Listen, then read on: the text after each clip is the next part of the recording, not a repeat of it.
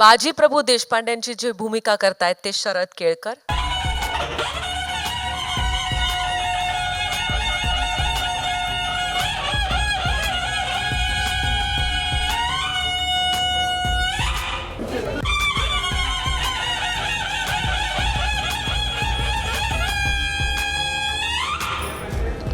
सोनाबाई देशपांड्यांच्या भूमिकेत आहे अमृता खानविलकर.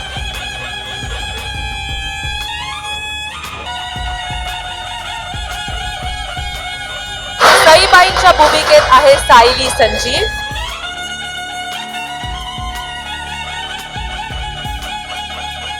एका खास भूमिकेत आहे हार्दिक Joshi.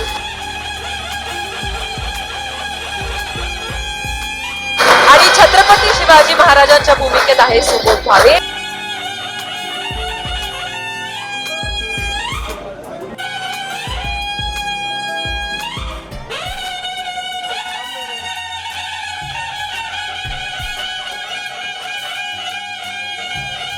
Would all of you like to take a seat or you're comfortable standing? Yeah? Okay, great.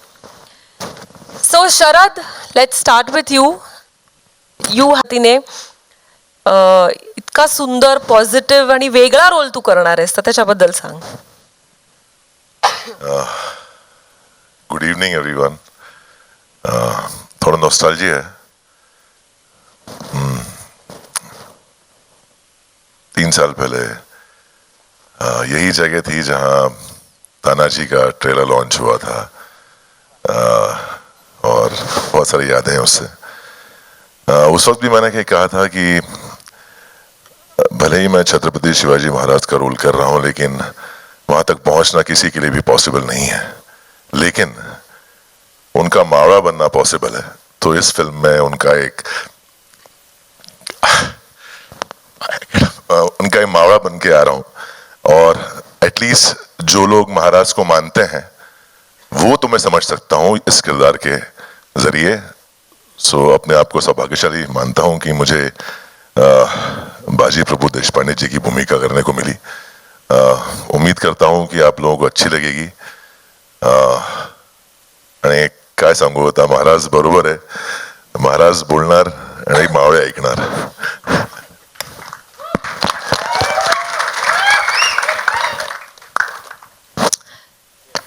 Subodh, biopic म्हटल्यावर सुबोध भावे पाहिजेच. आणि प्रत्येकाची इच्छा असते की एक अशा पद्धतीची ऐतिहासिक भूमिका करता यावी. स्वप्न असतं तर त्याची पूर्ती झाली असेलच, पण तुझा अनुभव आणि जर्नी सांग. सगळ्यात पहिल्यांदा उपस्थित सर्वांना नमस्कार. मी मराठीतनंच बोलेन कारण त्या भाषेत मी जास्त उत्तम पद्धतीने बोलू शकतो. माणसाची इच्छा असो नसो, शिवछत्रपतींचं एक फार सुंदर वाक्य आहे, हे राज्य व्हावे ही तो श्रींची इच्छा. मी जेव्हा नुकता मुंबईत आलो होतो करिअर करण्यासाठी ऍक्टर म्हणून, तेव्हा विनय आपटे शिवछत्रपतींवरती एक मालिका बनवत होते हिंदीमध्ये आणि त्याची ऑडिशन मी दिली होती शिवछत्रपतींच्या भूमिकेसाठी. त्याच्यामध्ये माझं सिलेक्शन नाही झालं. त्या भूमिकेपर्यंत पोचायला मला 22 वर्ष वाट बघावी लागली. कदाचित माणूस म्हणून मी प्रगल्भ होण्याची महाराज स्वतः वाट बघत असतील की आधी याला माणूस म्हणून प्रगल्भ होऊ देत, आधी त्याला सगळं आयुष्य समजून घेऊ देत, मग मी त्याला प्रसन्न होईन. अभिजित बरोबर हा माझा दुसरा चित्रपट आहे. याआधी आणि डॉक्टर काशीनाथ घाणेकर आणि आता हर हर महादेव. आणि दोन्हीमध्ये एक साम्य आहे. दोन्हीमध्ये एक साम्य असं आहे की काशीनाथ घाणेकर यांचीही भूमिका मला करायची नव्हती, पण ती मी केली. आणि शिवछत्रपतींची भूमिका सुद्धा, हा चित्रपट जेव्हा त्याला शूट करायचा होता तेव्हा माझा नाटकाचा अमेरिकेचा दौरा होता आणि ही भूमिका मी करावी म्हणून करोना आला, लॉकडाऊन लागला, शूटिंगच्या तारखा पुढे गेल्या आणि शिवछत्रपतींची भूमिका मी मिळाली. त्यामुळे जर त्यांची इच्छा असेल तर काही घडू शकतं आणि आपण ती भूमिका करू शकतो. मला असं वाटतं कायम की अभिनेता जरी म्हणत असला, दिग्दर्शक जरी म्हणत असला की या भूमिकेसाठी मी त्याची निवड केली आहे, अभिनेता म्हणत असला की ही भूमिका मी निवडून आणली आहे, पण आपण कधीच ज्यांच्या वरचा चित्रपट करत असतो त्याची निवड आपण कधीच करत नसतो. ती निवड प्रत्यक्ष ते लोक करत असतात ज्यांच्या भूमिका आपण करत असतो. त्यामुळे शिवछत्रपतींची भूमिका तानाजीमध्ये साकारल्यानंतर बाजी प्रभूंनी निवड केली शरदची की तू आता माझी भूमिका कर.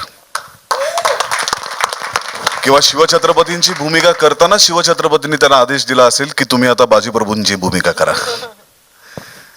आणि त्यांनीच मलाही सांगितलं आणि अभिजितकडनं करून घेतलं की तू आता माझी भूमिका कर.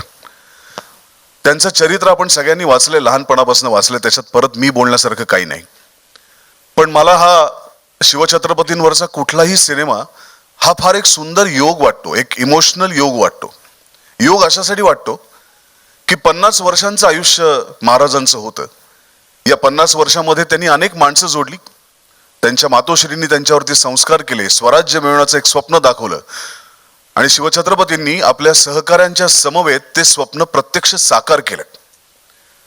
आई जिजाऊ असतील, त्यांच्या पत्नी सईबाई असतील, त्यांचे सर्व सहकारी असतील, बाजीप्रभू असतील, तानाजी मालुसरे असतील, येसाजी कंक असतील, मुरारबाजी देशपांडे असतील, या कितीतरी अगणित लोकांनी महाराजांसाठी ते स्वराज्य उभं करण्यासाठी जे स्वप्न प्रत्यक्ष येईल का नाही हे कोणाला माहितीही नव्हतं, अशा एका स्वप्नासाठी स्वतःचा जीव दिला.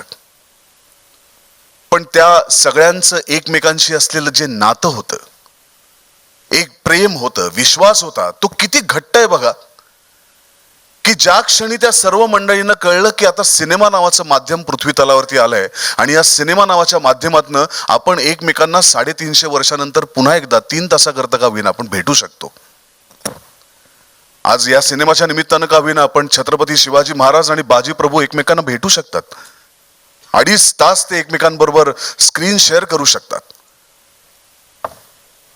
ब्लॅक अँड व्हाईट चित्रपटापासून ते कलर पर्यंत महाराजांवरती कितीतरी सिनेमे आले. विचार करा की महाराजांना आपल्या सहकाऱ्यांची किती याद येत असेल, किती आठवण येत असेल, की पुन्हा पुन्हा त्यांच्यावरती येणाऱ्या प्रत्येक चित्रपटातनं ते पुन्हा पुन्हा आपल्या सहकाऱ्यांना भेटतायत. मग ते कधी तानाजी मालुसरे असतात, कधी बाजीप्रभू देशपांडे असतात, कधी येसाजी कंक असतात, या सगळ्यांना भेटतात. ते पुन्हा पुन्हा आपण स्वराज्यासाठी काय काय केलं याचा आढावा घेतात आणि ते पुढच्या पिढीपुढे मांडतात की मला अशा प्रकारचं स्वराज्य हवं होतं, हे माझं स्वप्न होतं आणि ती पूर्ण करण्याची जबाबदारी आपली आहे. म्हणूनच ते सातत्याने आपल्या समोर येत असतात.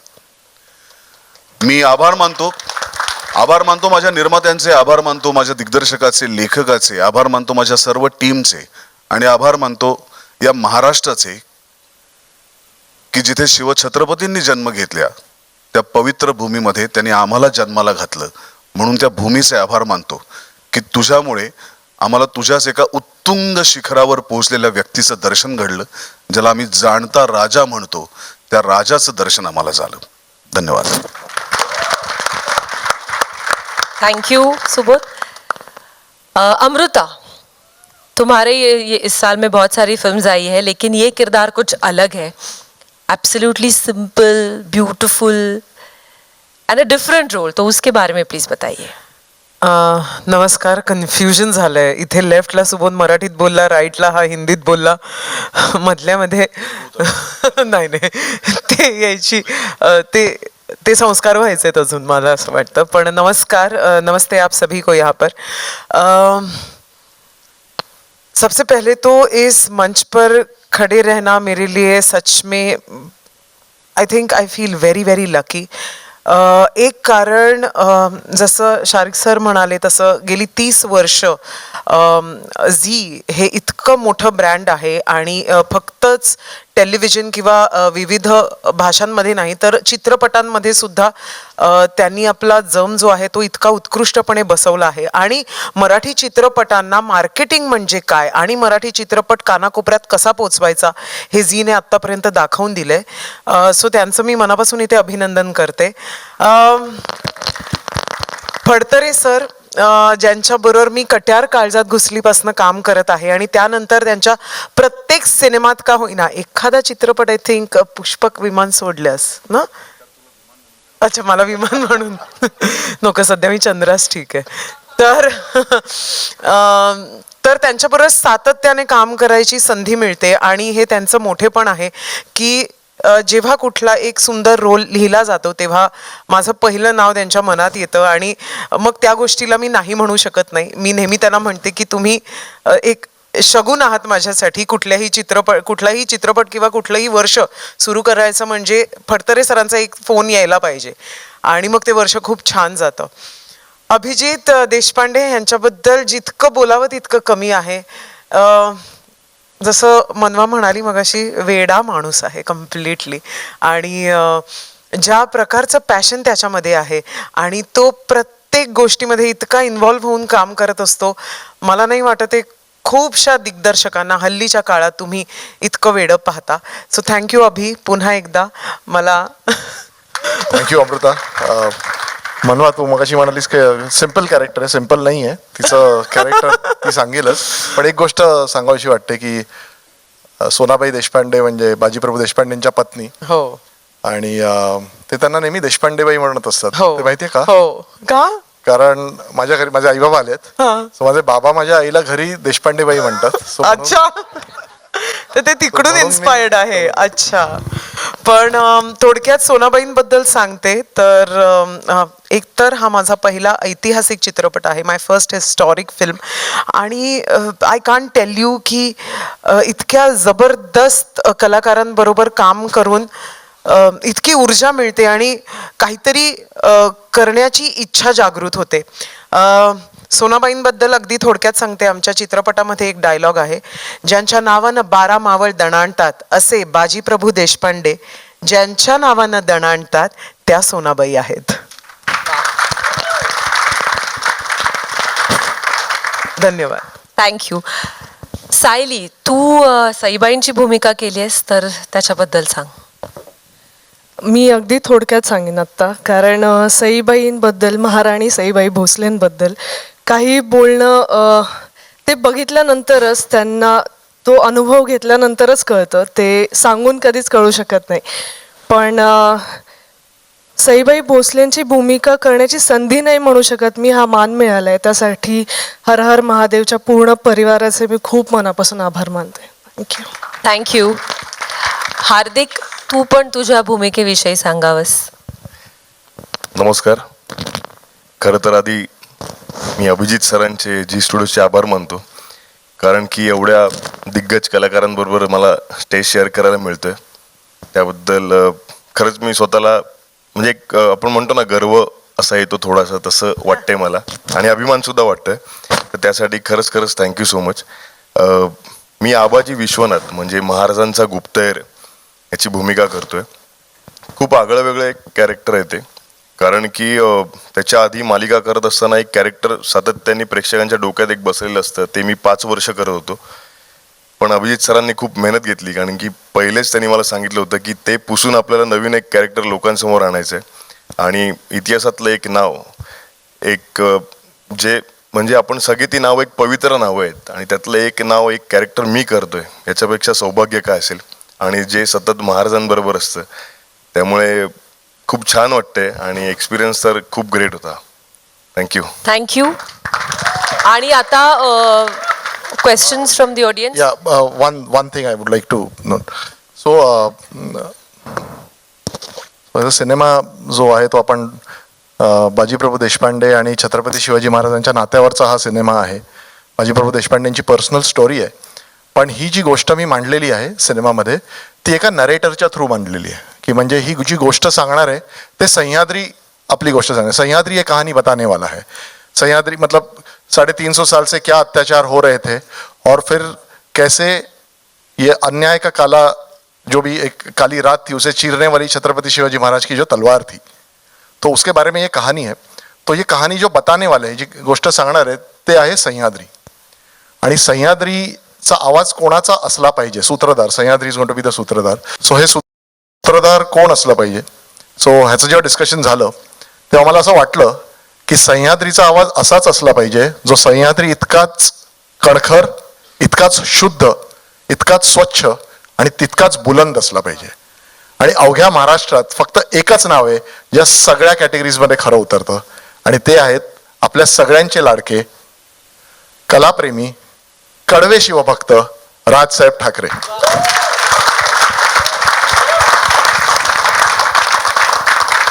मी या मंचावरनं हर हर महादेवच्या पूर्ण टीमकडनं, ऍक्च्युली टीमकडनं म्हटलं नाही पाहिजे कारण ते पण आता आपल्या टीममध्येच आहेत. सो मी त्यांना खरंच काय थँक्यू राज सर. आणि तुम्हाला अजून एक गोष्ट नमूद करावीशी वाटते की एक 4-5 दिवसांनी आपण एक पहिलं टीझर काढणार आहोत सह्याद्रीचं, ज्याच्यात तुम्हाला सह्याद्रीचा आवाज ऐकायला मिळेल. हिंदी आणि मराठीमध्ये दोन्हीमध्ये राजसाहेबांनी आवाज दिलेला आहे. आणि त्यांनी खरंच खूप मेहनत घेतली की म्हणजे नुसतं मी आहे म्हणून मी येऊन काही बोलीन आणि तुम्ही ते घ्याल, खरं तर काही घेतलं असतं आम्ही, पण त्यांनी तसं नाही केलं. शेवटी एक कलाकार आहेत ते, आणि त्यांनी खरंच म्हणजे वेळात वेळ काढून त्याचं रेकॉर्डिंग केलं, डबिंग केलं. फक्त एकच की सकाळी 7 वाजता बोलवायचे ते. सो पण ठीक आहे. पण त्यांनी खूप आय एम सो इगर की तुम्हाला ते टीजर दाखवावं. सो थँक्यू राज सर. Thank you very much. मला 2 मिनिटं घेईन बिकॉज येस इनफॅक्ट आम्हाला तुमचं सगळ्यांचंच ऐकायचं. So I step down and you can continue. आपण प्रश्नोत्तर Okay, चालू okay, करू. तर definitely. मी खूप इमोशनली असं झालेलं आहे की मला कळत नाही काय बोलावं. स्टील सुरुवातीपासून I want to thank Abhijit for considering me. Phadtare sir, तुम्ही इतका ट्रस्ट दाखवला आमच्यावरती. Zee Studios, Mangesh sir, thank you so much. Sharik sir, thank you so much. And इतका सपोर्ट तुम्ही या फिल्मला देताय.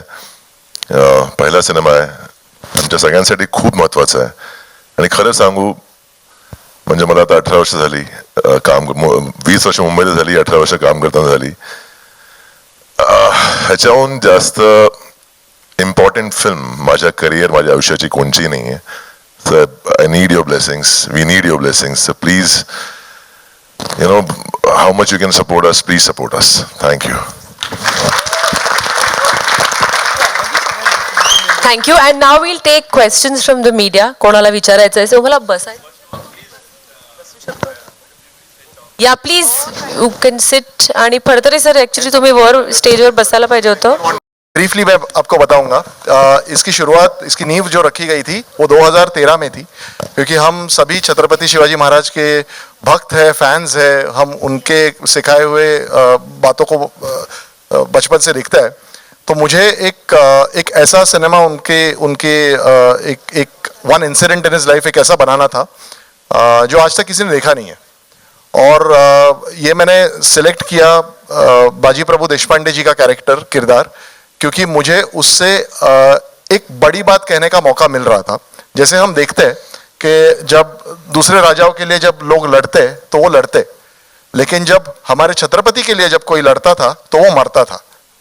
वो मरने को क्यों तैयार होता था? वो सिर्फ अकेला नहीं मरता था, वो एक बेटे के तौर पे मरता था, एक बाप के तौर पे मरता था, एक भाई बन के मरता था, एक दोस्त बन के मरता था.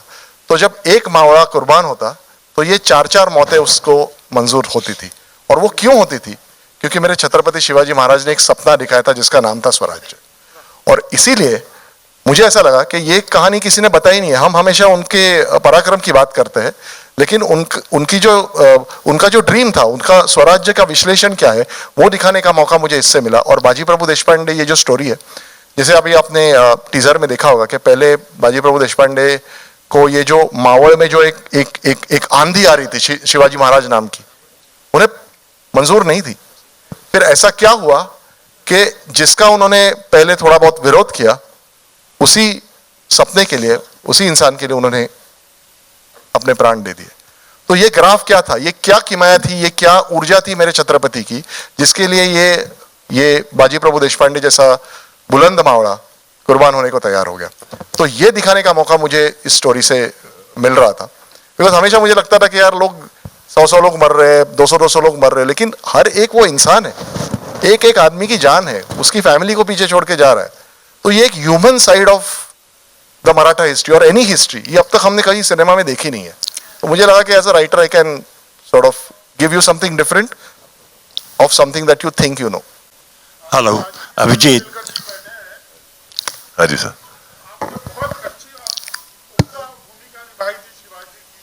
छत्रपति शिवाजी महाराज, सेम जगह, सेम ऑडिटोरियम.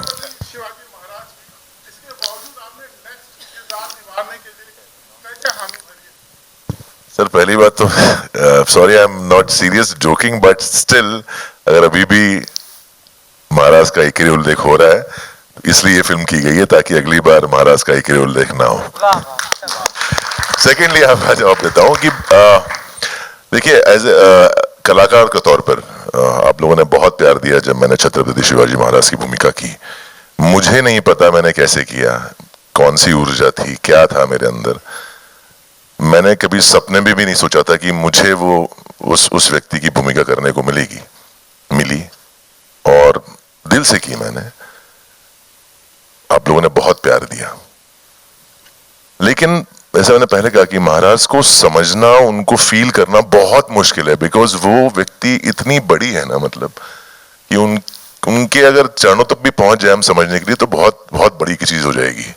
लेकिन उनके जो मावड़े हैं, जो उनके लिए पागल हैं, उनको समझना जरूरी था।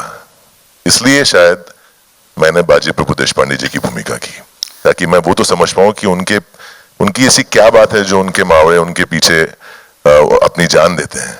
वो भावना समझनी बहुत जरूरी थी और समझानी थी लोगों को। शायद ये एक संधि मुझे मिली, एक मौका मुझे मिला, और ऑल थैंक्स टू अभिजीत जो पत्थर को भी कन्विंस कर सकता है कुछ भी काम करने के लिए। Abhijit sir, before we go ahead, Ashok Shinde आलेले आहेत, त्यांना पण मी रंगमंचावर आमंत्रित करते. अशोकजींनी एक महत्वाची भूमिका केली आहे हा सिनेमात.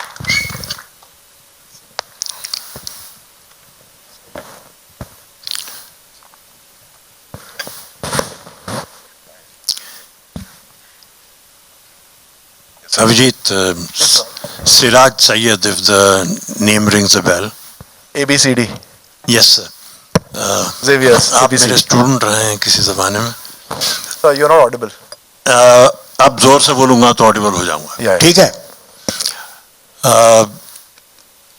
From filmfestivals.com. आपसे सवाल ये है कि आप राइटर के तौर पे शुरू हुए थे अपने करियर में. आप स्क्रीन प्ले लिखने में बहुत ज़्यादा दिलचस्पी लेते थे और आपने उसमें बहुत अध्ययन भी किया. तो एक बायोपिक को जब आप स्क्रीन पर लाते हैं तो उसके स्क्रीन प्ले लिखने में कोई पर्टिकुलर चीज़ों का आपको ख़ास ख्याल रखना पड़ता है, क्योंकि वो हिस्ट्री आपके सामने है और उसको कलात्मक तरीके से आपको पर्दे पर पेश भी करना है. तो वो आपका सफ़र हर हर महादेव में कैसा रहा, थोड़ा सा उसके बारे में बताइए. वेरी क्विकली, बिकॉज थोड़ा टेक्निकल है, so I will keep it very brief. देखिए क्या होता है ना कि जब हम कोई स्क्रीन प्ले लिखने जाते हैं तो हमको कुछ एक इंस्पिरेशन होती है. तो इसमें मेरे छत्रपति मेरे इंस्पिरेशन थे, और अभी जैसे मैंने आपको बोला कि कैसे एक different side of my Chhatrapati, my history I wanted to show, इस तरह से शुरुआत हुई. लेकिन जब हम छत्रपति महाराज शिवाजी महाराज पे सिनेमा करते हैं तो वो सिर्फ एक सिनेमा नहीं होता है, वो एक तपस्या होती है. और मैंने 2013 में ये फिल्म लिखी, फिर चेंजेस करता आया, और आज 2022 में हम 9 साल से ये फिल्म पे लगा हूँ. क्योंकि fantastic. Because it is not just a craft, या ये सिर्फ एक जॉब नहीं है, बट ये एक रिस्पॉन्सिबिलिटी है. क्योंकि हमने फिल्म बनाई है आगे वाली जनरेशन के लिए, younger generation end Marathi end non Marathi people. तो ये हम पे एक रिस्पॉन्सिबिलिटी के उन तक सच्चा इतिहास पहुंचे. क्योंकि आज क्या है ना, आज अगर आप देखोगे सिनेमा देखोगे, फिल्में, इतिहास का अपभ्रंश या इतिहास को ड्रामेटिकली ट्विस्ट करने वाले आपको बहुत मिलेंगे. क्योंकि उनको शायद, and I don't want to जज एनीवन, बिकॉज हर एक फिल्म मेकर को मेरी बहुत रिस्पेक्ट है. I am still a 1 film old director, so I keep learning from them. लेकिन मुझे एज एन ऑडियंस वो नहीं जजता, क्योंकि मुझे लगता है कि अगर आप किसी भी इंसान को इन डेप्थ स्टडी करो, 6-6, 7-7 साल स्टडी करो, किसी भी हिस्ट्री को स्टडी करो, आपको लिबर्टीज लेने की जरूरत नहीं होगी. हर इंसान में उतना ड्रामा है, उतना कॉन्फ्लिक्ट है. सिर्फ आपको जरूरी है, इन्वेंट करने की जरूरत नहीं है, डिस्कवर करने की जरूरत है. आपने कहा कि एस राजामौली आपके इंस्पिरेशन रहे हैं. प्लीज राजामौली जी के बारे में मत बोलो, मैं 3 घंटा बात करूंगा. नहीं, उनके बारे में नहीं बोल रहा. मैं ये कहना चाह रहा था कि लिखने में, स्क्रीन प्ले राइटिंग में आपके कौन इंस्पिरेशन रहे? 2 इंस्पिरेशन है मेरे. राजामौली सर खुद, because the way he crafts his sequences, so उनसे मैं क्या सीखता हूँ, सीक्वेंस डिजाइन, सीक्वेंसेस किस तरह से डिजाइन किए जाते हैं, end how do you scale up things. So वो मैं उनसे सीख रहा हूँ. कभी कॉपी तो करूंगा नहीं, बट उनसे ही मैं सीख रहा हूँ. बिकॉज जब थोड़ा बहुत कभी लगने लगता है ना कि यार डायरेक्शन आ रही है, तो वो RRR देखता है, बाहुबली देखता है, दैट मैन इज मैड, that man is leaps ahead of us. तो अच्छा है क्योंकि यंगर फिल्म मेकर्स को हमको उनसे ऊर्जा मिलती है, और जब भी थोड़ी बहुत चर्बी चढ़ने लगे ना हमको, या फिर गुरूर आने लगे ना, एक यार साल तेरे को आ रहा है कुछ, तो वो फिर वो देख लेते हैं और फिर लगता है कि नहीं आपको और बहुत सी ये आगे जाना है. तो उनसे मैं सीक्वेंस डिजाइन सीखता हूँ, और प्रकाश कपाड़िया जी है, उनसे मैं स्क्रीन प्ले राइटिंग से काफी इंस्पिरेशन लेता हूँ. कटियार कागजात घुसली स्क्रिप्ट उन्होंने लिखी थी, तानाजी द अनसंग वॉरियर की स्क्रिप्ट उन्होंने लिखी है, Ramleela and so many great great great great films. So I learn from there. Of course मेरे गुरु जो है जिनसे मैंने स्क्रिप्ट राइटिंग सीखी, अंजुम राजाबली सर. जी जी, बहुत बहुत शुक्रिया. नमस्कार. इकडे कल्पेशराज कुबल, महाराष्ट्र टाइम्स. अभिजित हाय हाय. हाय हाय कल्पेश. सर्वप्रथम सर्व टीमचं अभिनंदन आणि थँक्यू. ही मराठी सिनेमा मल्टी लँग्वेज बहुभाषिक होतोय, पॅन इंडिया तो रिलीज होणार आहे. जसं अभिजित मगाशी तू उल्लेख केलास की टीजर जेव्हा रिलीज झाला तेव्हा तमिळ आणि तेलुगू भाषेतला ट्रेलर अधिक ट्रेंडिंग राहिला ट्विटरवर. या उपरोक्त मराठी प्रेक्षक कुठे कमी पडतोय का?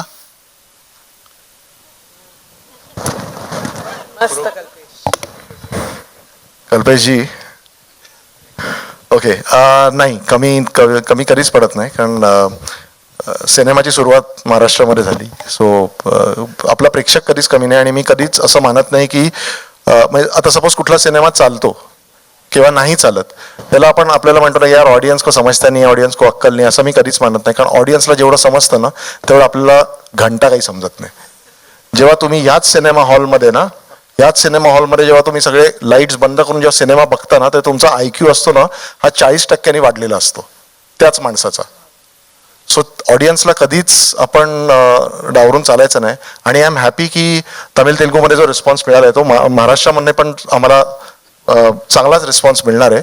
आणि बरं आहे की थोडासा लेट मिळतोय, कारण आम्ही अजून प्रयत्न करतोय सो दॅट अजून त्यांच्या कसोटीवर खरं उतरण्याचं. So I am waiting. Thank you so much. Hello. Subodh sir, प्रश्न तुम्हाला आहे.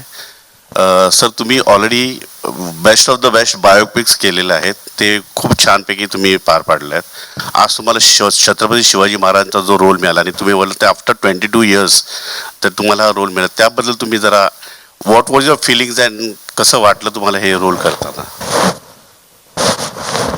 सगळ्यात पहिल्यांदा हा सिनेमा लोकांना आवडणार आहे याची मला खात्री आहे, आणि त्याचं संपूर्ण श्रेय अभिजितचं आहे. तो ज्या पद्धतीने आपलाच इतिहास, आपण लहानपणी आजी आजोबांच्या गोष्टी ऐकत मोठे झालोत सगळेच जण, ज्यांना घरी असतील किंवा आई वडिलांकडनं गोष्टी ऐकल्यात. आपल्याला गोष्टी ऐकायला खूप आवडतात. आपले कदाचित घरचे आपल्याला एकच गोष्ट रोज सांगत असतील, पण ते रोज सांगताना त्याच्यात काहीतरी एक ॲड करतात गोष्ट, आणि तीच आपल्याला पुन्हा सांगतात, आणि आपल्याला पुन्हा ती गोष्ट ऐकायला आवडते. शिवछत्रपतींचा इतिहास आपल्यासाठी नवीन नाही आहे. महाराष्ट्रात जन्मलेल्या वाढलेल्या प्रत्येक मुलाला शाळेतनं, घरातनं, ते एखादा सण जसा आपल्याकडे येतो ना, दिवाळी, दसरा किंवा घरातली एखादी परंपरा आपल्याकडे जशी साजरी होते, तसं मला असं वाटतं शिवछत्रपती आपल्याकडे साजरे होतात. तो फक्त त्यांच्या शिवजयंतीला किंवा राज्याभिषेक दिनाला जयघोष करणे इतपत मर्यादित नाही आहेत, तर ते आपल्या प्रत्येकाच्या DNA मध्ये आहेत. त्यांना आपण वगळू नाही शकत, त्यांना आपण काढू नाही शकत. मग ते आपल्या DNA मध्ये का आहेत याचं उत्तर जेव्हा एखादा माणूस, जसं आता अभिजितने स्क्रिप्ट वरती सांगितलं की त्याच गोष्टीकडे जेव्हा तो वेगळ्या पद्धतीने बघायला लागतो, तेव्हा मला असं वाटतं शिवछत्रपतींचं मोठेपण आपल्याला अजून जास्तीत जास्त जाणवायला लागतं. ही भूमिका करताना अर्थात अभिजितमुळे ही भूमिका मी केली हा भाग जरी असला तरी काही भूमिका करताना त्या व्यक्तिरेखा इतक्या मोठ्या असतात. म्हणजे 1680 साली त्यांचं निधन झालं, त्याच्यानंतर इतकी वर्ष झाली, 400, 450, 450 वर्ष झाली. अजून इतिहासकार त्यांच्यातले वेगवेगळे इतिहासातले काही मुद्दे शोधतायत, अजून शिवछत्रपतींना शोधतायत. तर मी असं म्हणूच शकत नाही की ते मला सापडलेत. 450 वर्षात ते आपल्याला अजून पूर्णपणे कळले नाहीत, तर मला 5-6 महिन्यामध्ये ते काय कळणार आहेत. आणि अशा व्यक्तिरेखा जेव्हा तुम्हाला सापडत नाहीत ना, जेव्हा त्या शोधू शकत नाही तुम्ही, तेव्हा एकच गोष्ट करायची असते, त्यांना शरण जायचं असतं, समर्पण करायचं असतं, आणि त्यांना सांगायचं असतं की माझी बुद्धीची कपॅसिटी नाही आहे तुम्हाला समजून घेण्याची, तर आता तुम्ही माझ्याकडनं करून घ्या जे तुम्हाला योग्य वाटेल, आणि मग ते तुला ते तुला बरोबर रस्ता दाखवतात, ते तुला दिशा दाखवतात आणि ते तुझ्याकडनं करून घेतात. त्यामुळे याच्यात मी काही केलेलं नाही. मला असं वाटतं अभिजितच्या माध्यमातून त्यांनीच आमच्याकडनं हे काम करून घेतलेलं आहे. नमस्कार मी निलिमा कुलकर्णी. सर्वप्रथम सर्वांचं अभिनंदन. मराठी सिनेमा इतका खरंच खूप मोठा होऊ दे यासाठी भरभरून शुभेच्छा. फार थँक्यू. उत्तम वाटतं. हे अशी पत्रकार परिषदेचं कदाचित सगळ्या मराठी पत्रकारांनी स्वप्न पाहिलं असेल. जे आता होत आहे ते खूप छान वाटतंय. धन्यवाद. आणि सुबोध आणि शरद दोघांना प्रश्न. फार सगळेच उत्तम कलाकार आहेत. सुबोध, इतके सुंदर बायोपिक तू आधी केलेले आहेस, इतकी सुंदर कॅरेक्टर्स रंगवलेली आहेस, पण आता छत्रपती शिवाजी महाराज आणि शरद केळकर आधी तू केलेला आहेस शिवाजी महाराज आणि आता बाजीप्रभू. शूटिंगच्या वेळचा एक काहीतरी विलक्षण अनुभव नक्की दोघांना आला असेल, अनेक असतील, पण आत्ता काय शेअर करावं असं वाटेल दोघांनी, प्लीज सांगा. खरं सांगू तर असं मनवा म्हणाली की खूप वेडी लोक होते याच्यामध्ये. तर सेटवरती किंवा शूटिंग करताना आपल्या आपल्या एका IQ मध्ये समजू तसं की वेडी लोक होती. हा माणूस सगळ्यात मोठा वेडा आहे. याच्यावर काम करणं खूप कठीण आहे, पहिली गोष्ट सांगतोय, पण सगळ्यांनी करावं. जोही ऍक्टर असो किंवा टेक्निशियन असो, एकदा अभिजित बरोबर काम करणं गरजेचं आहे जर काही शिकायचं असेल तर सिनेमाबद्दल. सुबोध त्याचं नॉलेज किंवा माझं होतं एक ऍक्शन मध्ये की कुठपर्यंत जायचंय, तर मी सगळी वेडी लोक होती की इमोशन मध्ये कुठे जायचंय, ऍक्शन मध्ये कुठे जायचंय, हा तर कुठेच गेलेला होता माहिती नाही. तर मी एक जेव्हा ते सगळे जुळले तिथे एक वेगळी एनर्जी होती. ती मला कधी कळली नाही की आहे, पण ती होती जवळपास कुठेतरी. आणि रोज म्हणजे वेगळ्या जागी जायचो, कुठे पठारावरती, कुठे किल्ल्यांवरती, आणि चालत जायचो, करायचो. उन्हात शूटिंग, केस कापायचे, ओके कापून टाकू केस, काही असं. तर सगळ्या एक वेडेपणामध्ये हा सिनेमा शूट झालेला आहे. आणि बहुतेक अख्ख्या टीम मध्ये, whether it's Lochan who is a sound engineer, Hitesh असो किंवा बाबू असो आमचे DOP, सगळ्यांनी एक झोन मध्ये काम केलेलं आहे वेडेपणात. आणि म्हणून असा एक मराठी चित्रपट तयार होतो माझ्या हिशोबाने. सुबोध, तूही प्लीज शेअर कर. त्या पहिल्या दिवसाचा अनुभव मी सांगेन आणि मला असं वाटतं त्याच्यातनं कळेल की मला काय सांगायचं आहे. माझा पहिला दिवस होता शूटिंगचा आणि त्याच्यातला आता तुम्ही ट्रेलरमध्ये शॉट पाहिला असेल की ते घोड्यावरनं हातात तलवार घेऊन त्या पाण्यातनं दौडत चाललेले आहेत. हा पहिला शॉट लावला होता त्यांनी. तर म्हणजे जखमी झाला तर पटकन रिप्लेसमेंट करता येईल. तर मी आणि शरद, आम्ही दोघंही घोडा या भूमिकेसाठी, त्यांनी त्याच्या, मी माझ्या भूमिकेसाठी आम्ही दोघं शिकलो. लाठीकाठी पण आम्ही दोघं शिकलो, तलवारबाजी शिकलो, दांडपट्टा शिकलो.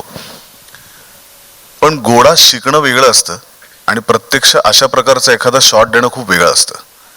तर आम्ही जिथे साताऱ्यामध्ये शूट करत होतो, तर ज्या नदी पात्रात आम्ही शूट करत होतो त्या नदी पात्रात तो घोडा अतिशय चांगला होता, अतिशय प्रेमळ. त्याचं नाव प्रिन्स, त्या घोड्याचं नावच प्रिन्स आहे.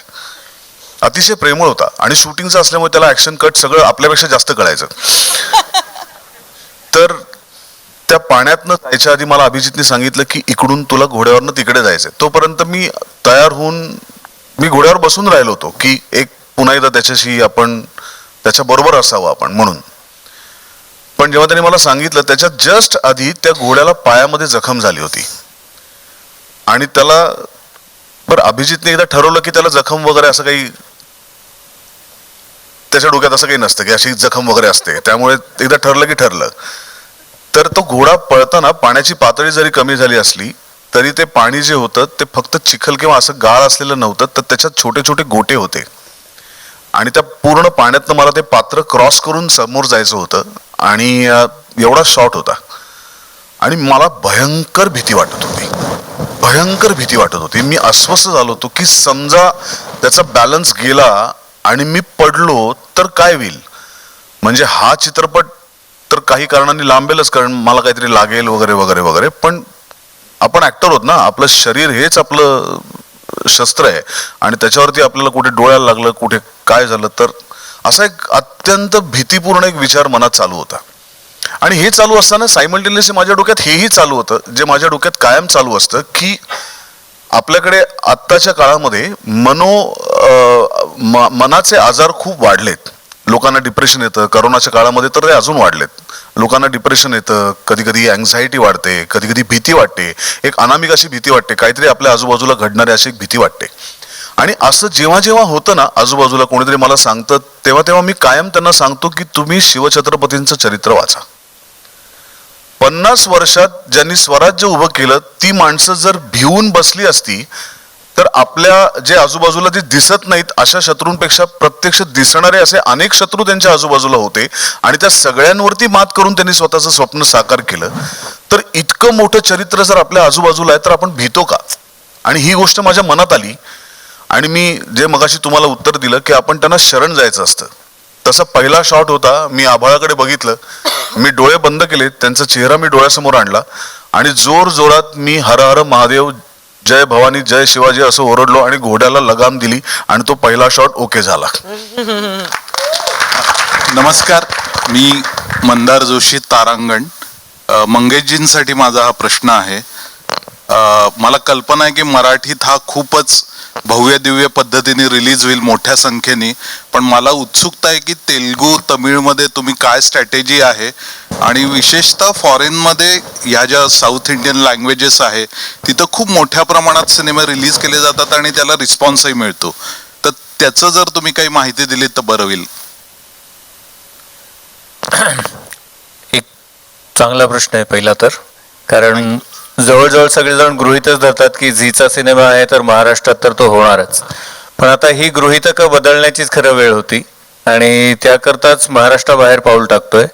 प्रामुख्यानं तसं पाहिलं तर आपला सिनेमा कुठे कुठे चाललाय तर छत्रपतींनी सुरू केलेलं मराठा साम्राज्य जिथे जिथे गेलं तिथे प्रत्येक ठिकाणी आपला सिनेमा जातोय. मग ते उत्तर असेल, दक्षिणेचं एक टोक असेल, म्हणजे तंजावर पर्यंत होतं. जिंजी ही आपली प्रत्यक्ष दुसरी राजधानी मानली जायची आणि अटकेपार पण गेलो होतो. हा सिनेमा पण सगळीकडेच जाणार आहे, सगळीकडे प्रदर्शित होणार आहे. आव्हान म्हणाल तर आव्हानं तर असतातच, कारण प्रत्यक्ष स्वराज्य उभं राहण्यापूर्वी मुघल होते, आदिलशाही होती, निजामशाही होती. ह्या तिघांना, ह्या तिन्ही सुलतानी राजवटींना संपवत स्वराज्य सुरू झालं होतं. त्यामुळे प्रेरणा तीच आहे. त्यामुळे सुरुवात कुठून होते हे खरं तर मॅटर करणार नाहीये, कारण तारीख 25 आहे, इतर सिनेमे पण रिलीज होणार आहेत.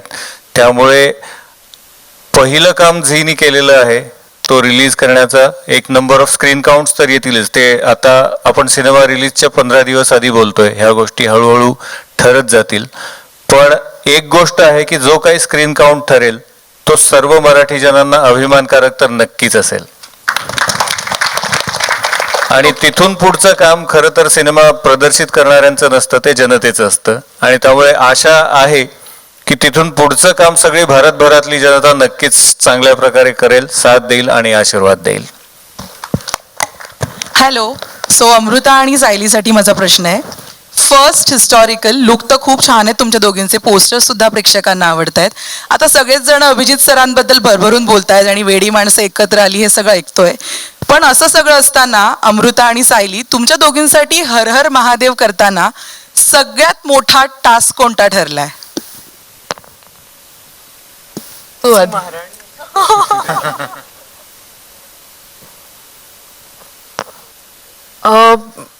मला खरंच माहित नाही काय टास्क होता, कारण सुबोध सर, मी आणि अभिजित सर आम्ही बोलत बसलो होतो आणि त्यांनी त्या गोष्टी रूपात मला महाराणी सईबाईंची भूमिका समजावली. कुठेही वाचून मी ते केलेलं नाहीये, तर त्यांच्याकडनं गोष्टी ऐकून मी ती साकारली आहे. त्यामुळे ती कितपत साकारली जाते आणि जसं मगाशी शरद सर म्हणाले की त्यांना समजून घेणं खूप अवघड आहे, तर ते साकारणं त्याहून जास्त अवघड होतं. तर तोच माझ्यासाठी टास्क होता. मला असं वाटतं सगळ्यात अवघड होतं ते म्हणजे बॅलन्स करणं. कारण सोनाबाई ज्या आहेत त्या जरी बाजीप्रभूंच्या अर्धांगिनी असल्या तरी सुद्धा ना त्या काळी त्या एक अत्यंत कराऱ्या अशा स्त्री होत्या आणि मावळच्या स्त्रियांचा मान सन्मान आणि तिथे घडणाऱ्या गोष्टी त्यांच्या कानावर यायच्या. आणि त्या काळी स्त्रियांसाठी फार वाईट परिस्थिती होती. ती समजून घेणं आणि त्या काळी आपल्या नवऱ्याचे व्यवस्थितपणे कान टोचणं हे कसं सोनाबाईंना आय थिंक जमलं हे अभिजितनी फार उत्कृष्ट पद्धतीने ती जी एक थिन लाईन असते ना ती मेंटेन केली की कुठेही ती कसं असं म्हणजे कसं सांगू ना की थांब 2 मिनिटं दे मला. I am tempted to tell you about the scenes, पण ते नाही सांगत. हो मलाही तेच झालंय की मला असं झालं की ऐक ना तो जो सीन आहे ना असं झालंय पण ते नाही सांगू शकत हा, आपण. मी नाही सांगू शकत पण अगदी थोडक्यात सांगते की खूप अवघड असतं जेव्हा तुम्ही एक ऐतिहासिक पात्र करत असता तेव्हा त्याचा भार इतका असतो, त्याचं वजन इतकं असतं आणि मग त्याच्यामध्ये एक ह्युमन एलिमेंट ऍड करणं की कितीही बाजीप्रभू देशपांडे असले तरी ते सोनाबाईंचे ते नवरा होता तो. हा आणि तरी सुद्धा पावला पावलाला त्यांना प्रत्येक गोष्ट सांगणं आणि ती त्यांच्या करून घेणं विथ रिस्पेक्ट. आय थिंक ती जी एक सुंदर तार होती ना ती मला अभिजितनी फार मस्त दिली होती. सो ते आणि तेही शरद करून घेणं. सो आय थिंक ते फार मस्त होतं आणि काही आमच्या सीन्स मध्ये ते खूप उत्कृष्टपणे आलं सुद्धा आहे. आता मला खूप नको विचारू, मला सीन्स सांगावेसे वाटतात. आय जस्ट ऍड टू दिस की युजली आपण जेव्हा असे वॉर फिल्म्स करतो किंवा हिस्ट्री ना, एक माझं पर्सनल कंप्लेंट जेव्हा लिहायला लागलो तेव्हा असं होतं ना की it's always about swords and spears and blood. What about the women? So त्यांच्याबद्दल आपण कधीच काही बोलत नाही. सो आपली हा जो सिनेमा आहे ह्याच्यात प्रामुख्याने 4 स्त्रियांबद्दल आपण बोललेलो आहोत. ऑफकोर्स सोनाबाई देशपांडे, राणीसाहेब सईबाई भोसले, आऊसाहेब जिजाऊ आणि चौथ्या बडी साहिबा ज्या असतात. सो त्या ज्या बिजापूरला हे करत असतात. प्रत्येकाचे आपले पॉइंट ऑफ व्ह्यूज आहेत आणि प्रत्येकाच्या आपल्या फिलॉसॉफीज आहेत आणि त्याचा परिणाम ह्या इतिहासावर काय होतो आणि किती होतो ते तुम्हाला सिनेमामध्ये प्रामुख्याने बघायला मिळेल. आणि वाय अमृता? बिकॉज एक असा ठीक आहे एक असा सीन आहे ज्याच्यात जसं ती बोलली की बाजीप्रभू देशपांडेंकडनं काहीतरी चुकत असतं आणि तिकडे ते बाहेर असतील बाजीप्रभू देशपांडे, इथे घरी आल्यावर त्यांना so I wanted an actress जी आता शरदचा आवाज वगैरे तुम्हाला He just wanted to match the voice. Match the voice and also the personality की म्हणजे she has to stand her ground. जेव्हा बाजीप्रभू देशपांडे चुकतात पहिल्या 15-1 मिनिटात जेव्हा ते चुकतात ते सगळं नको सांगू. सो जेव्हा त्यांचं चुकत असतं सो त्यांना आरसा दाखवणारं कोण असतं तर त्या Sonabai Deshpande. So she has to give it back. आणि मी जेव्हा तो सीन ब्रीफ केला तर म्हटलं ना की तू ना आता फुल जा म्हणजे ना बाजीप्रभू देशपांडेंची करायची असतो आता. सो आणि शिवत यार कसं म्हटलं की डायलॉग्स देतो ना मी सांगतो आणि मग सिच्युएशन तिला सांगितली. आणि the thing about Amruta is that ती जेव्हा म्हणजे ती अमृता ऑल ऍक्टर्स ना माझ्या या स्टेजवर जे आहेत ना हे का इतके टॅलेंटेड आहेत कारण इतका जेव्हा पत्थर असतो की मी जेव्हा त्यांच्याकडे काही देतो ना कॉम्प्लिकेटेड असतं. लिटरली 10-10, 15-15 सेकंड्समध्ये त्यांना 3-3 इमोशन्स प्ले करायचे असतात. पण हे लोक जे देतात ना मला मग त्याच्यावर मला असं वाटतं की मग 4 पण करू शकतात. So I become greedy. आणि अमृतानी तो सीन जो परफॉर्म केलाय ना आय मीन इट्स समथिंग जो जे तुम्ही सिनेमा बघाल 25 तारखेला तुम्ही नक्की ह्या सीन बद्दल प्रामुख्याने लिहाल. So thank you Amruta and thank you Sayeed. नमस्कार, चित्राली फ्रॉम लोकमत. माझा प्रश्न हार्दिकला आहे. हार्दिक, जसं तू म्हणालास की 5 वर्ष तू एक भूमिका केली, त्याचं एक वेगळं फॅन फॉलोईंग आहे आणि असं नाही आहे की हा पहिला सिनेमा असेल जो तुला ऑफर झालाय. तुझ्या भूमिकेची लांबी किती आहे माहिती नाही पण महत्त्वाचा नक्कीच तुझा रोल असणार आहे. सो काय असं होतं की हा सिनेमा निवडलास? म्हणजे ती भूमिका काय ती तू सांगितलीस पण तिची लांबी मोठी नसली तरी असं काय होतं की बाकी सगळे सिनेमांपैकी हा निवडलास? जसं मी मगाशी सांगितलं की 5 वर्ष एक भूमिका मी करत होतो. लोकांच्या डोक्यात एक नाव होतं आणि मुळात एक आगळं वेगळं मला पात्र करायचं होतं.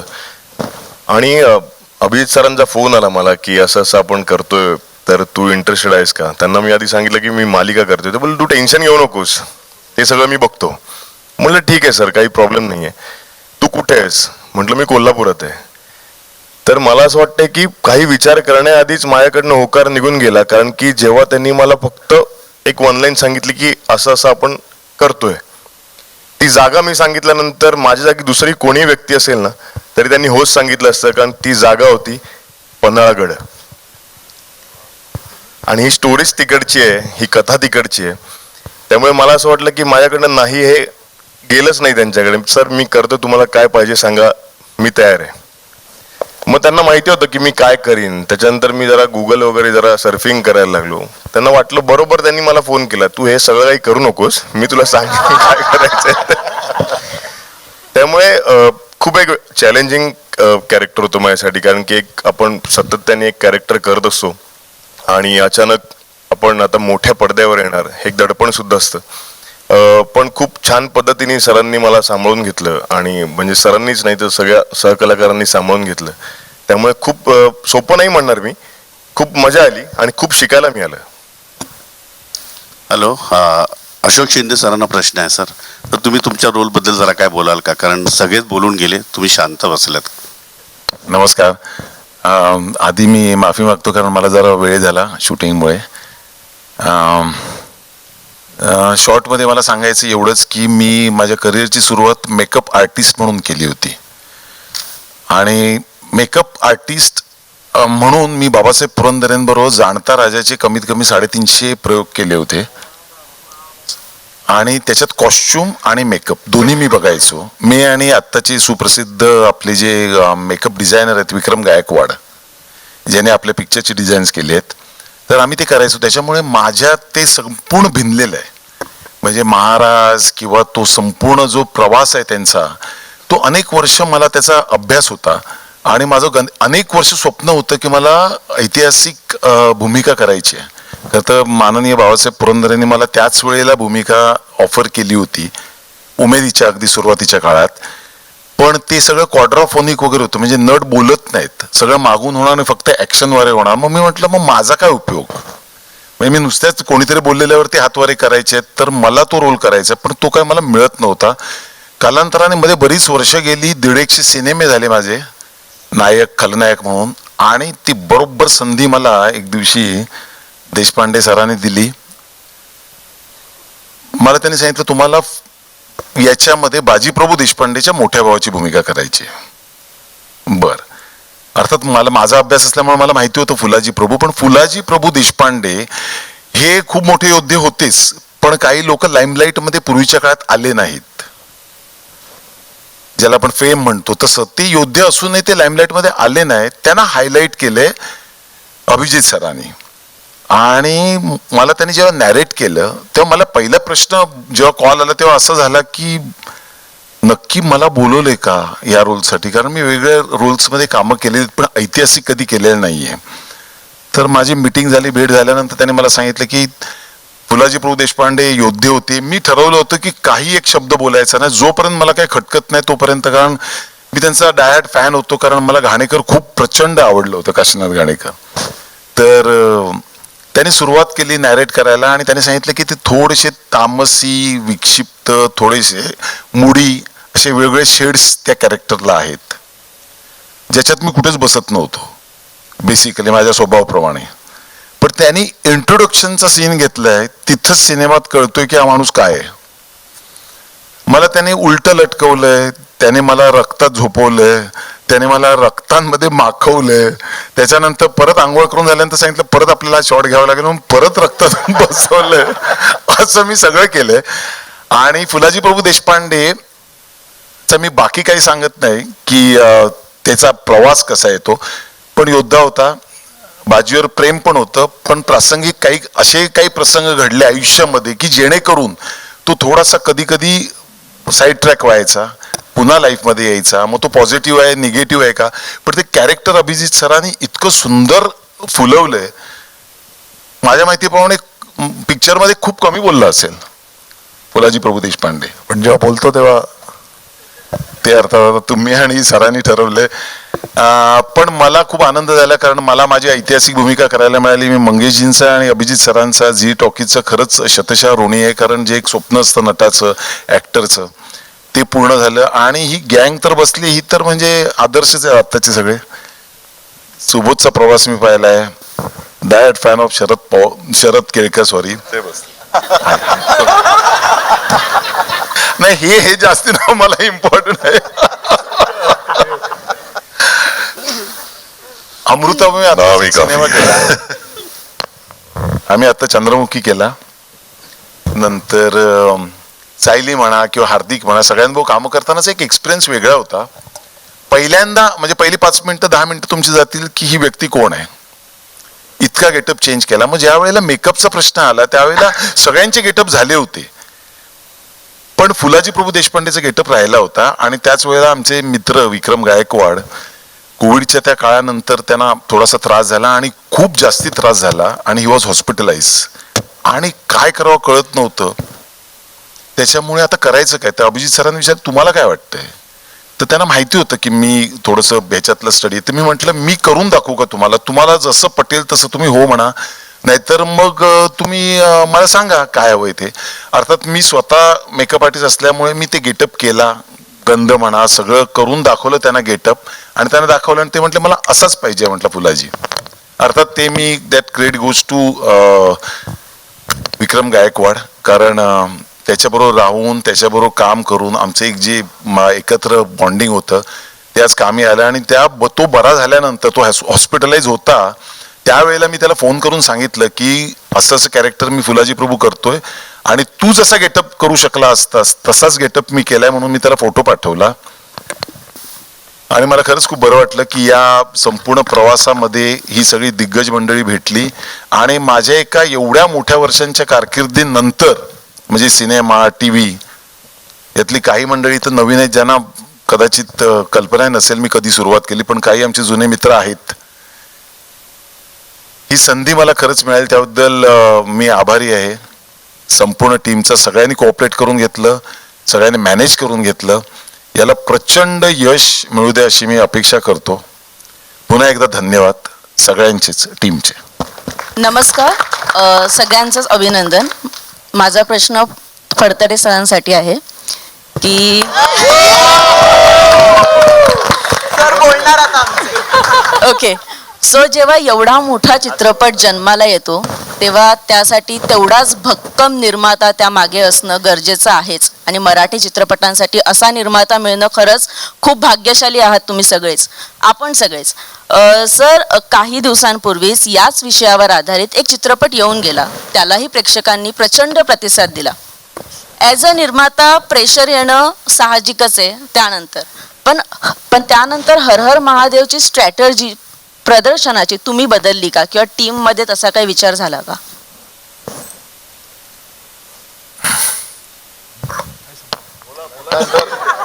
फिल्म ऑलरेडी झालं. घाबरताय.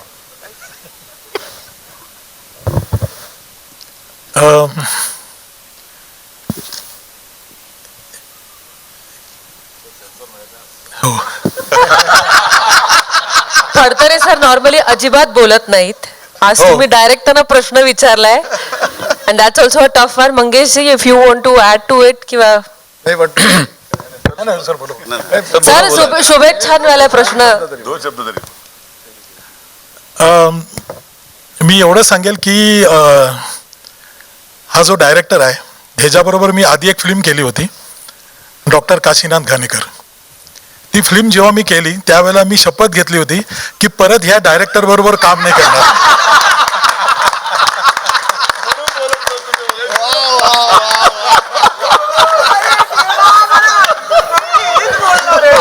पण काय असतं की आम्ही दोघं पुण्यामध्ये एकदा भेटलो आणि तो म्हटला सर आता काय करताय, तो म्हटलं असंच एक दुसऱ्या एका डायरेक्टरनी मला ह्या फिल्म बद्दल असं थोडंसं ऐकवलं होतं. तर ह्यांनी मला तिथे बसल्या बसल्या 2 सीन ऐकवले.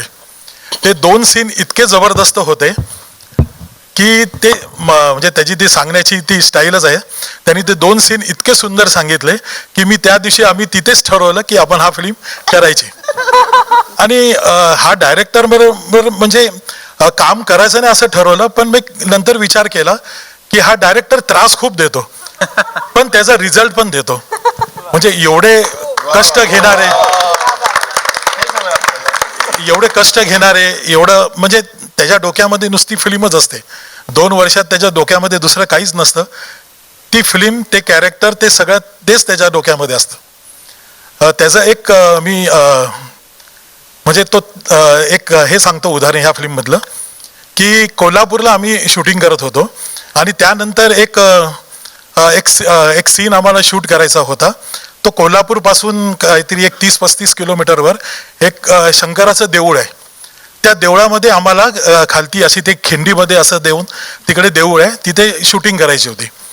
तर त्या शूटिंगसाठी आम्ही आधी जाऊन ते लोकेशन वगैरे बघितलं होतं. डायरेक्टरनी त्याला खूप आवडलं, त्यांनी सांगितलं शूटिंग इथेच करायची. त्यानंतर आमचे प्रोडक्शनवाले, फाईट मास्टर आणि सेटिंगवाले हे सगळेजण त्या लोकेशनला गेले. उद्या शूटिंग करायचं तर आज सगळेजण तिथे तयारी करायला गेले. तर तिकडे खूप साप, नाग वगैरे असे सगळे फिरत होते. तर ते एवढे घाबरले की ते खालती उतरलेच नाही. आणि त्यांनी सांगितलं की येऊन की आम्ही तिकडे शूटिंग करणार नाही म्हणून. मग आम्ही सगळे तिथे पन्हाळ्यावरती शूटिंग करत होतो. डायरेक्टरला आम्ही सगळ्यांनी खूप समजावून सांगितलं की अरे ते लोकेशन खूप वाईट आहे, तिथे असे सगळे साप वगैरे हे फिरत आहेत, आपलं एवढं 250 लोकांचं युनिट आहे, कोणाला काही चावलं वगैरे तर कुठे काही हे म्हणजे प्रॉब्लेम होईल त्याला. तर आम्ही सगळ्यांनी खूप समजावून सांगितलं. सुबोध सरांनी पण त्याला खूप समजावून सांगितलं. पण मी ते बघत होतो की ह्याला सगळेजण समजावून सांगतायत, हा काही ऐकत नाहीये.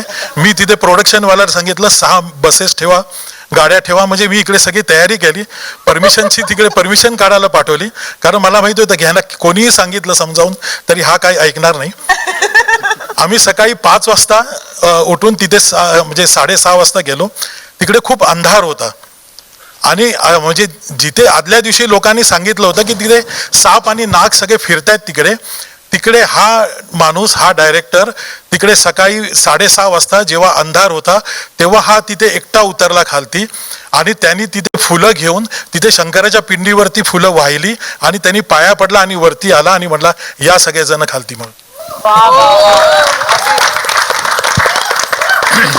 यात एक ऍड करेन की आता विषयच छत्रपती शिवाजी महाराज आणि मावळे आहेत.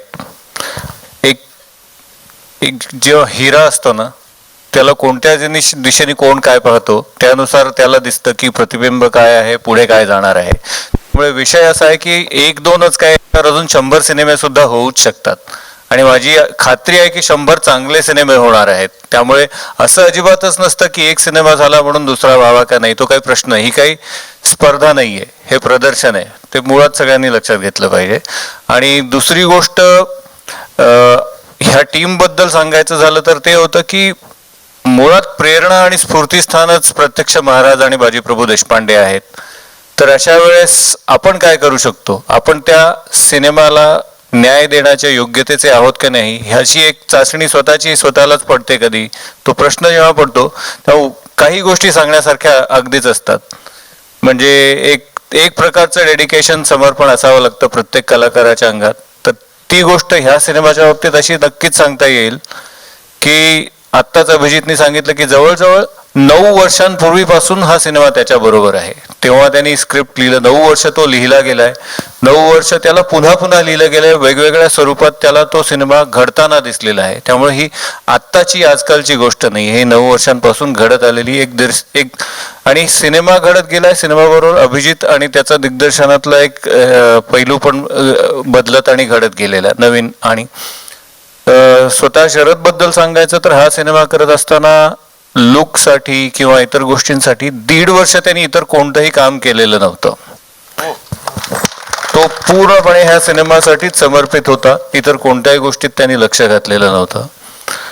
सुबोध बद्दल सांगायचं झालं तर फिजिकली तर त्यांनी ट्रेनिंग केलेलंच आहे. घोडा चालवणं किंवा वजन कमी करणं किंवा इतर एक्सरसाइजेस करणं ह्या प्रत्यक्षातल्या त्यांनी गोष्टी केल्या. कारण सुबोधचा स्वभाव तयारी काय असते हे सांगण्याचा नाहीये, त्यामुळे तो कदाचित कधीही ही गोष्ट स्वतःहून सांगणार नाही. पण त्या गोष्टी सगळ्या त्यांनी केलेल्या आहेत. महाराज आत्मसात मनानेच नाही, अजून वेगवेगळ्या प्रकारे करण्याचा प्रयत्न केलेला आहे. अजून एक गोष्ट जी त्यांनी केलेली होती की त्यांनी ह्या सिनेमाचं मानधन अजिबात 1 पैसाही स्वतःसाठी वापरायचं नाही हा निर्णय घेतला होता. सुबोधला मिळालेला प्रत्येक पैनपै तो पूर्णपणे इतरांच्या उपयोगी पडतील. म्हणजे काय आहे तर महाराजांचं धोरण अंगीकारण काय असतं हे आमच्या टीमनी केलेला प्रयत्न आहे. त्यामुळे सिनेमे होतील, होत राहणार. आधी ह्या विषयावर झाला असेल, कदाचित अजून कोणी विचार केला असेल तर त्याचंही स्वागतच आहे. त्याच्यातून होणार काय आहे तर आम्हाला बाजीप्रभू दिसले, बाजीप्रभूंच्या नजरेतून महाराज दिसले, इतर कोणाला अजून कोणाच्या तरी नजरेतून पुन्हा एकदा आपल्या इतिहासाला उजाळा द्यावा वाटेल. फक्त एकच आहे की हे करत असताना एक स्टुडिओची जबाबदारी असते. ती करत असताना मात्र आम्हाला काही गोष्टींचं भान ठेवावं वाटलं की ह्याच्यात काय अशी खणखणीत करता येतील अशा काय काय गोष्टी आहेत. त्याचं तुम्ही प्रत्यय बघतच आहात कलाकारांच्या रूपात, दिग्दर्शकाच्या रूपात. शिवाय संगीत आहे, म्हणजे सिनेमाला साजेशा ज्या ज्या गोष्टी असतील त्या फक्त महाराष्ट्रापुरत्या मर्यादित राहणार नाहीत ह्याची मात्र आम्ही सुरुवातीपासून दक्षता घेतलेली आहे. आणि हे जेव्हा आम्हाला समाधानकारकपणे केलंय असं वाटलं तेव्हा वाटलं की आता हे महाराष्ट्रापुरतं ठेवण्याची आवश्यकता राहिलेली नाही. आता हे मराठी, हिंदी, तामिळ, तेलुगू आणि कन्नड सगळीकडे एकाच वेळेस गेलं तर खऱ्या अर्थाने आम्ही आमचं स्टुडिओ म्हणून काम केल्याचं सारखं वाटेल. म्हणून हा पुन्हा स्केलेबल आणि स्केल करत जाणं हा फक्त त्यातला एक गुण आहे. थँक्यू. नमस्कार. थँक्यू. आपले खूप प्रश्न झालेत, उशीर पण झालेला आहे. नमस्कार. थांब, मला नाही सांगितलंय पण हा शेवटचा प्रश्न घेऊया आपण. नमस्कार. राम, महाराष्ट्र टाइम्स मधून सर्व टीमला खूप खूप शुभेच्छा आहेत. माझा प्रश्न अभिजित सरांना आहे. सर, बाजीप्रभूंनी खिंड लढवली, महाराजांसाठी प्राण दिले, सर्वांना ऐकवत आहे. परंतु या ट्रेलरमध्ये दाखवल्याप्रमाणे बाजीप्रभूंचा आधीचा जो काही सीन आहे की बाजीप्रभूंचा आणि महाराजांची एक छोटी लढाई आहे किंवा बाजीप्रभूंचं आधी विरोधात असणं आहे, हे फार ऐकिवात किंवा पाहण्यात वगैरे असं नाही आहे. तर त्याचा संदर्भ कुठून लागलाय किंवा कुठून हे आले तुमच्या अभ्यासात, ते थोडं विस्तृत कराल का? सो कसं आहे ना की छत्रपती शिवाजी महाराजांचा इतिहास हा एक महासागरासारखा आहे. आणि ज्या वेळेला आपल्याला वाटतं ना की आपल्याला थोडं काहीतरी कळायला लागलं, आपल्याला थोडं तळ गाठतोय, त्यावेळेला अजून आपण त्याच्यात ओढले जातो आणि आपल्याला कळतं की अजून कितीतरी गोष्टी आहेत ज्या एक्सप्लोर केलेल्या नाही आहेत. म्हणजे तुम्ही जर आज पुण्याला गेलात, जिकडे महाराजांच्या इतिहासावर अजूनही रिसर्च चाललाय, इतिहास संशोधक मंडळ म्हणा किंवा कुठून, त्यांना अजूनही कागदपत्र मिळत आहेत, अजूनही त्याच्या इंटरप्रिटेशन्स होत आहेत, अजूनही नव्या नव्या गोष्टी मिळत आहेत त्यांना. सो हा डिस्कव्हरीचा एक भाग आहे की तुम्ही त्याच्यावर किती प्रयत्न करताय, किती मेहनत करताय. स्पेसिफिकली म्हणजे of course I can tell you की मी कुठून हे रेफरन्सेस घेतले ते तर डेफिनेटली सांगेन. पण एक ओव्हरऑल तुम्हाला एक आयडिया द्यायची ना, तर जेव्हा तुम्ही महाराजांचा इतिहास बघाल ना तेव्हा तिकडे काय होतं ना की त्यावेळेची जी एकंदर परिस्थिती होती ना मावळमध्ये, आपल्या दख्खनात, ती काय फार ग्रेट नव्हती. तिकडे म्हणजे इतके वर्षांपासनं खितपत पडलेली माणसं, ज्यांना काय म्हणजे ज्या गावात ते जन्मायचे त्याच गावात मरायचे. आणि ह्याचा प्रत्येक आपल्याला कुठे येतो, जेव्हा महाराजांनी स्वराज्य उभं केलं तर त्यांनी पहिले काय केलं माहितीये, त्यांनी रस्ते बांधले, गावातनं कनेक्टिव्हिटी वाढली so that people can travel. कारण जो माणूस ट्रॅव्हल करतो तो ड्रीम करू शकतो. आणि त्यामुळे हे खूप मोठं म्हणजे ते काय कुठल्या लेवलचा तो विचार होता तो आपण कदाचित एका सिनेमात कधी सांगूच शकत नाही. पण अशा बऱ्याच गोष्टी केल्या त्यांनी. आता काय असतं ना की कुठेतरी आपण जेव्हा एकाच म्हणजे आता तुम्ही फार चुकीचं किंवा फार घाणेरडं एक्झाम्पल देतो की आपण टीव्ही बघताना एकाच पोझिशनमध्ये जेव्हा बसलेले असतो ना तेव्हा आपल्याला जेव्हा पाय आपण हे ठेवतो ना तेव्हा पण आपल्या पायात मुंग्या येतात. तर विचार करा 350 वर्ष जी माणसं खितपत पडलेली, ज्यांना अन्यायाचा इतका यूज टू झाली होती ती माणसं, जेव्हा त्यांना कोणीतरी येऊन सांगतं की जेव्हा अरे यार तुम्ही काहीतरी वेगळं करू शकता, तेव्हा ते सर्वात पहिले काय म्हणतील, कशाला, जे आहे ते ठीक आहे ना, इकडेच आलो, इकडेच जन्मलो, इथेच जगलो, इथेच मेलो, काय फरक पडतो. असंच झालं होतं. बदल हा कधीही नको असतो, बदल ना कधी नको असतो, पण तो इम्पॉर्टंट असतो. आणि हा जो बदल होता दख्खनमध्ये 350 वर्षाच्या अंधकारानंतर हे जे वादळ होतं ते होतं छत्रपती शिवाजी महाराज. सो ऑफकोर्स मावळातनं विरोध झाला होता त्याला, आणि ह्याचे आपल्याला पुरावे बऱ्याचशा पुस्तकातनं, आणि वेन पुस्तक आय एम नॉट सेइंग कादंबरी, नॉट नॉवेल्स, पण बऱ्याचशा ऐतिहासिक संदर्भातनं आपल्याला मिळतात. बऱ्याचशा लोकांनी त्यांचा विरोध केला होता.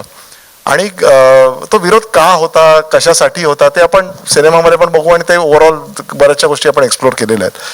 पण ह्याचं प्रातिनिधिक स्वरूप जो विरोधाचं होतं ते होतं बाजीप्रभू देशपांडे.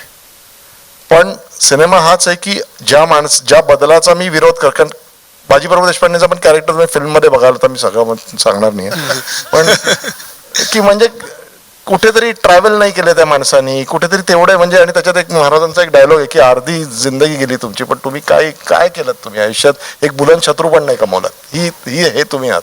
एक एजिंग वॉरियरची ही गोष्ट आहे. एका एजिंग वॉरियरला समवेअर लेट इन लाईफ एक पर्पज मिळतं, एक ध्येय मिळतं, ही गोष्ट आहे ती. सो आता एजिंग वॉरियर म्हटलं की दोन गोष्टी आहेत, एक तर वॉरियर, दुसरं एजिंग.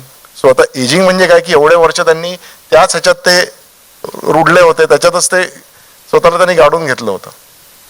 आणि मग काय होतं, मग काय ती काय म्हणतात ती ऊर्जा माझ्या छत्रपतींची काय आहे की ज्या माणसाने त्यांचा विरोध केला त्याच माणसाने त्यांच्यासाठी जीव दिला.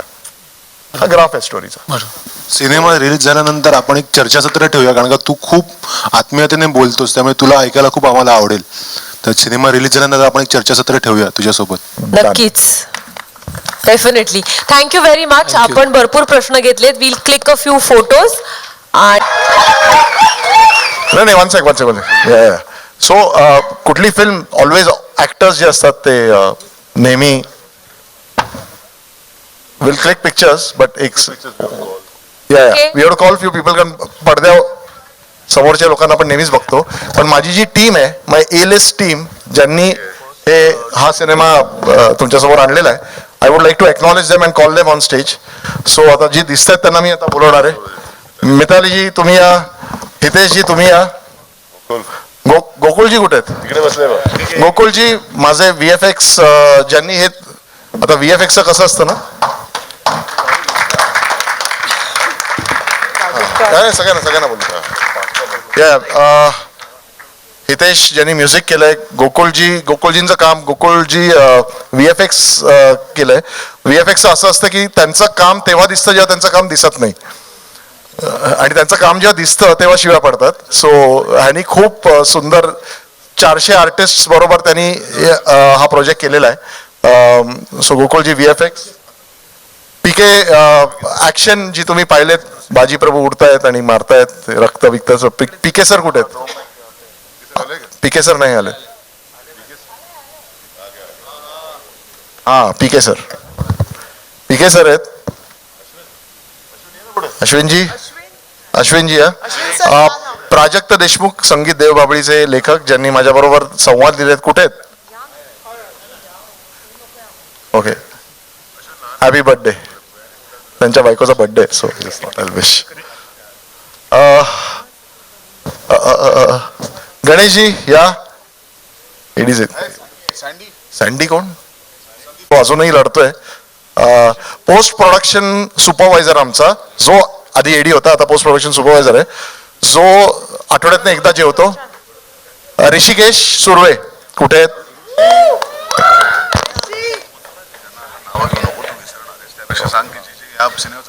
हा, मी नावं विसरतो. लोचन कानविंदे कुठे आहेत?